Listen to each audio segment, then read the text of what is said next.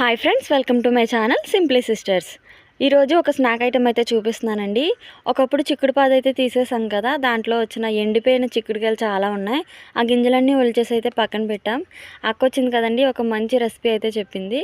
అదేంటంటే గింజల్ని ఒక నైట్ అంతా నానబెట్టేసామండి. ఒక డే అంతా నానబెట్టుకోవాలి. అలాగే కాబూలి శనగలు, బొంబాయి శనగలు కూడా నానబెట్టుకుని ప్రెషర్ కుక్కర్లో ఒక 3 విజిల్స్ అయితే రానివ్వాలి.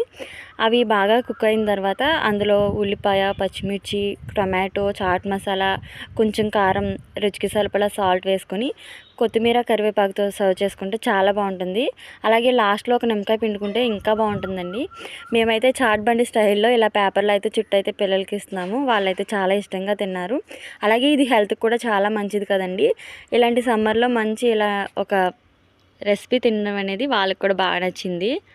పిల్లలకి ఇచ్చిన తర్వాత మేము కూడా టేస్ట్ చేసామండి. చాలా బాగుంది. నాకైతే చాలా నచ్చింది. మీకు నచ్చితే లైక్ చేయండి, షేర్ చేయండి. ఛానల్ని తప్పకుండా సబ్స్క్రైబ్ చేసుకోండి.